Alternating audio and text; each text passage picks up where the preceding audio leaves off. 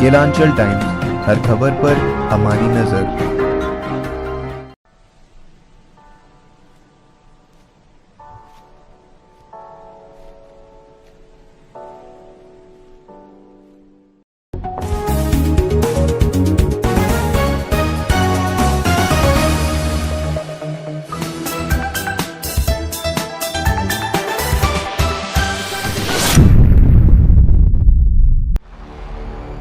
नमस्कार, आप देख रहे केलांचल टाइम्स और मैं हूं नंदन झा।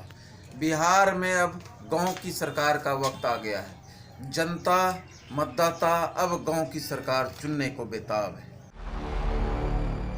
इसी कड़ी में गांव की सरकार के लिए हम लोग निकले हैं गांव की मतदाता और भावी प्रत्याशी से मुलाकात करने। हम लोग भागलपुर से तकरीबन 30 किलोमीटर की दूरी पर नौगछिया प्रखंड में क्षेत्र संख्या 6 के भावी प्रत्याशी प्रतिनिधि डॉक्टर विपिन यादव जी से हमारी मुलाकात हुई। यूँ कहें, डॉक्टर विपिन यादव जी पेशे से डॉक्टर हैं, पूरी तरह से दिल्ली में सेटल्ड है, लेकिन समाज सेवी हैं।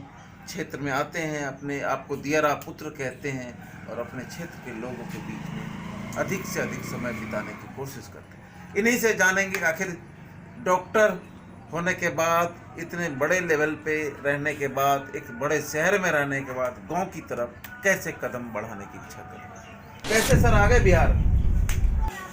चूँकि मैं लगातार 30 वर्षों से लगातार मैं राजनीति में सक्रिय रूप से हूँ और जिस क्षेत्र में हमारा जन्मभूमि है, इस क्षेत्र में बहुत बड़ी समस्या है।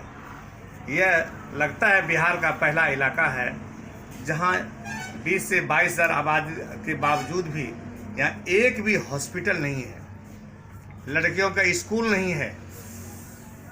ढोलबज्जा में हॉस्पिटल तो है लेकिन डॉक्टर नहीं है। मैंने कई बार देखा है, जिस समय में ये पुल नहीं था, कई बार डिलीवरी नाव पर होते हुए हमने देखा है। मैं चाहता हूँ, चूँकि हमारी पत्नी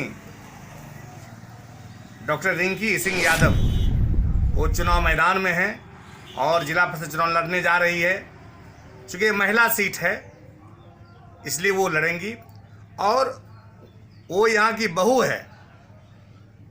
रिंकी सिंह यादव का कहना है कि मैं कदवा दियारा की बहू हूँ, बगरी टोला का, लेकिन मैं बेटी के रूप में काम करना चाहती हूँ। जो क्षेत्र में आज तक विकास नहीं हुआ है, यहाँ के लोगों का सम्मान नहीं होता है, यहाँ शिक्षा का स्कूल तो है, टीचर नहीं है, हॉस्पिटल तो है, डॉक्टर नहीं है, हॉस्पिटल तो है, दवाई नहीं है, और 22-23 हज़ार आबादी के बावजूद भी एक लेडी डॉक्टर नहीं है।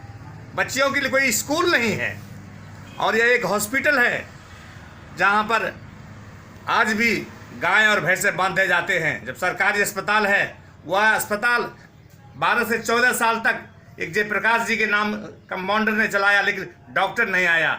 चूँकि बिहार सरकार की व्यवस्था इतनी चरम सीमा पर पहुंच गई है कि ध्वस्त हो गई है, कोई ध्यान नहीं है।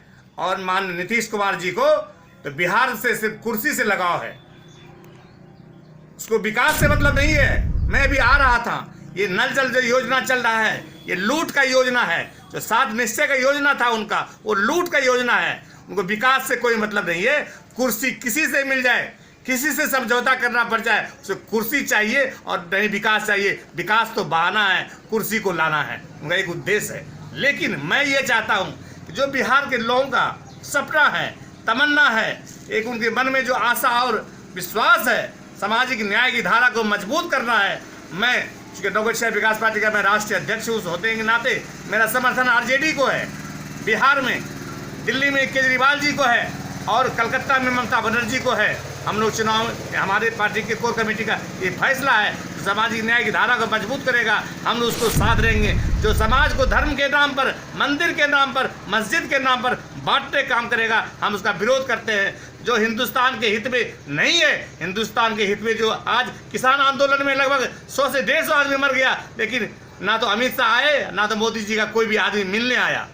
और किसान आज, यह देश कहा गया है किसान कर्ज में ही जन्म लेता है और कर्ज में ही मर जाता है। हम लोग, हमारी पार्टी और हम लोगों का जो सोच है किसानों के साथ है। उसके चूँकि किसान देश का अन्नदाता है, किसान के भरोसे आज जो भाजपा के समर्थित लोग हैं, देश से विजय माल्या हो, नीरव मोदी हो, करोड़ रुपया लेके भाग गया, आज कोई कार्रवाई नहीं हो रही है। लेकिन एक किसान 10,000 20,000 एक बैंक से लोन लेता है, उसके घर का कुर्क जब्ती हो जाता है। ये कहाँ का न्याय?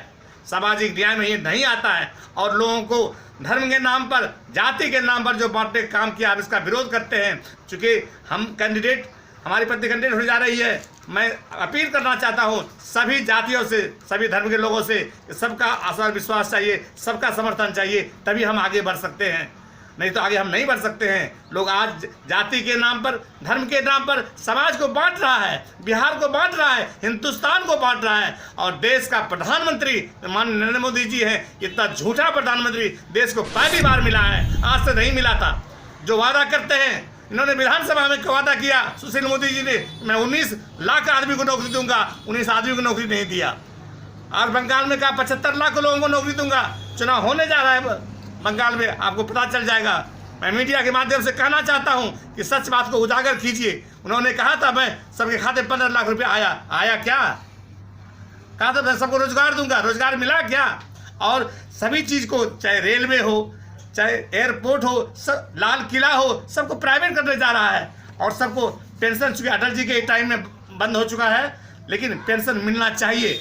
आज जो बिहार में लाखों शिक्षक समान काम समान वेतन का जो लड़ाई लड़ रहा है, ये मिलना चाहिए। नीतीश कुमार का ये दोहरी नीति है और गलत फैसला है। जनतंत्र में सबको अधिकार है अपना मांग उठाने का। जो मांग उठाने जाता है उसको पुलिस के द्वारा लाठीचार्ज किया जाता है। मैं इसका विरोध करता हूँ। कोई भी अगर आपके सामने बेईमान और ईमानदार के बीच लड़ाई है, इस चुनाव में अगर कोई बेईमान चुनाव प्रत्याशी बनकर आता है, लुटेरा बन के आता है, अपराधी है वो, उसको वोट बहिष्कार कीजिए, उसको वोट नहीं दीजिए। अच्छे लोगों को चुनिए, तभी अच्छे समाज का निर्माण हो सकता है। देखते हैं, मेरा पहला काम रहेगा एक हॉस्पिटल खोलना, जहाँ पे तीनों पंचायत की नौगछिया प्रखंड में जो लोग भी, दूसरे प्रखंड से भी जो लोग आएंगे हमारे पास, मैं उनका इलाज निःशुल्क करूंगा। ये मेरा पहला वादा। चलिए दूसरा वादा है ढोलबज्जा हॉस्पिटल, ढोलबज्जा को प्रखंड बनाने के लिए जो आवाज़ उठानी होगी, मैं आवाज़ उठाऊंगा।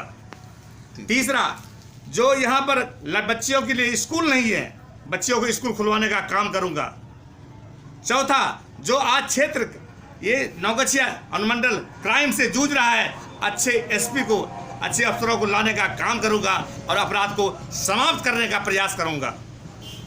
पांचवा, जो किसान के साथ जो समस्या है, जो बच्चियों के साथ पढ़ाई लिखी की समस्या है, वो स्कूल खुलवाने का काम करूंगा और अच्छा समाज का निर्माण करने का काम करूंगा। सभी को लेकर के साथ चलने का काम करूंगा ताकि क्षेत्र का विकास हो और इस प्रखंड का विकास हो। 5 ऐसे मुद्दे पर काम करेंगे जो ऐसा काम किसी और ने कभी किसी और जिला परिषद क्षेत्र में ना किया हो, जिला में भी ना काम किया हो।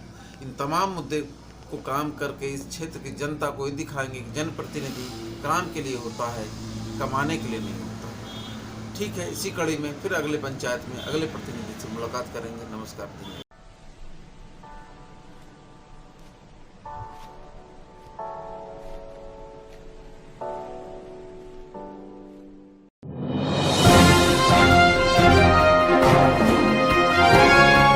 केलांचल टाइम्स, हर खबर पर हमारी नजर।